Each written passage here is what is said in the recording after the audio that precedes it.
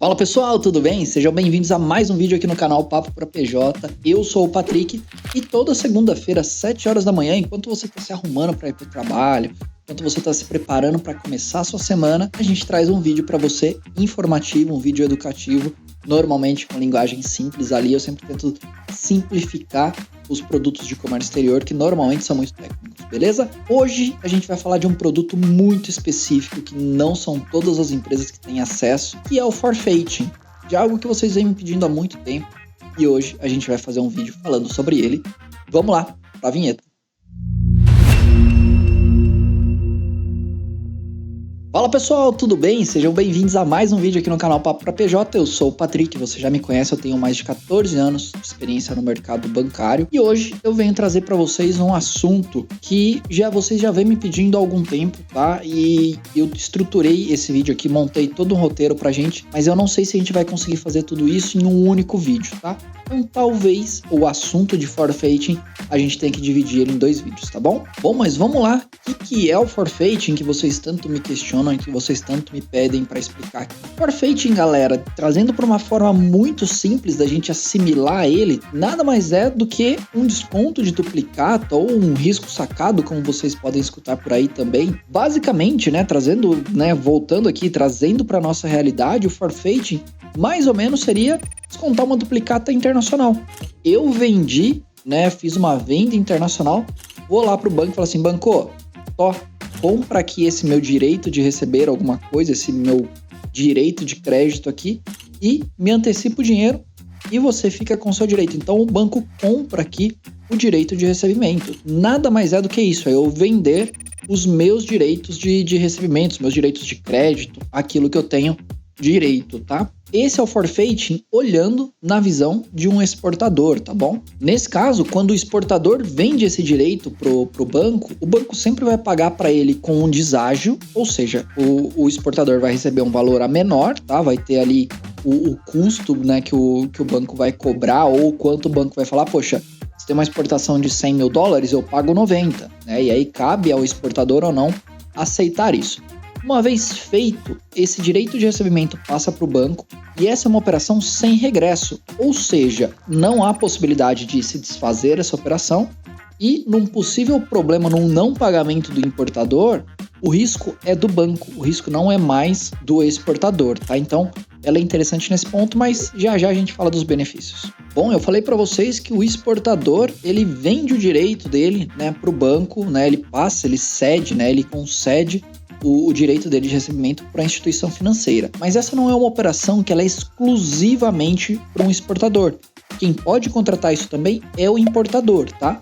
Porém, sempre o exportador vai ter que ceder esses direitos de recebimento para a instituição financeira e o exportador sempre vai receber o valor com um deságio, tá? Então imagina lá, eu sou um importador, ao invés de eu contratar um FINIMP, por exemplo, eu posso contratar um forfaiting. Contratando um forfaiting, eu vou contratar um forfaiting pelo valor exato da minha fatura e o meu exportador vai receber esse valor com deságio. Então se a minha fatura é de 100 mil, a minha importação é de 100 mil, o meu fornecedor, que é o exportador lá, vai receber 90, por exemplo. Ou seja, ele vai receber um valor a menor. Então, nesses casos, o que é feito? Em geral, o exportador exporta um valor a maior. Então, se o valor correto é 100 mil, ele exporta o valor de 110 mil. Com isso, vai ter o abatimento dos 10 mil ali por parte da instituição financeira e o exportador vai receber o valor integral. E o importador que contratou o forfaiting fica devendo efetivamente 110 mil para a instituição financeira. Bom, e quais são os critérios para a gente poder formalizar um forfaiting? O primeiro ponto é o seguinte, o forfaiting ele só pode ser feito por algo que já foi exportado ou por um serviço que já foi prestado. Então, se é uma exportação de um bem tangível, ele já obrigatoriamente precisa ter sido exportado, ou se é um serviço, ele obrigatoriamente já precisa ter sido prestado esse serviço. Bom, e o que precisa ser feito para formalizar um contrato de forfaiting? Para formalizar um contrato de forfaiting, ele pode ser feito tanto de bens tangíveis, quanto de serviços, porém, bens tangíveis que já tenham sido exportados ou serviços que já tenham sido prestados, tá? Com base em documentações que comprovem isso, é possível contratar o forfaiting. A negociação da venda, ou da prestação de serviço, ela também precisa ser irrevogável e inegociável, ou seja, uma vez vendido ou uma vez prestado o serviço, o importador, né, quem adquiriu o bem ou quem adquiriu o serviço, não pode cancelar, não pode desistir, não pode devolver, tá? Mediante a essas condições, é possível iniciar a contratação do forfeit.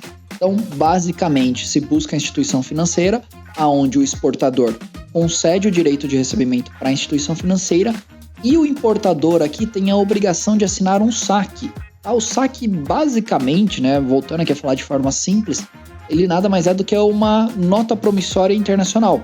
Então, o importador assina aquele saque falando assim, olha, eu estou ciente que eu tenho essa dívida, eu estou ciente que eu tenho a obrigação de pagar para a instituição financeira em tal data.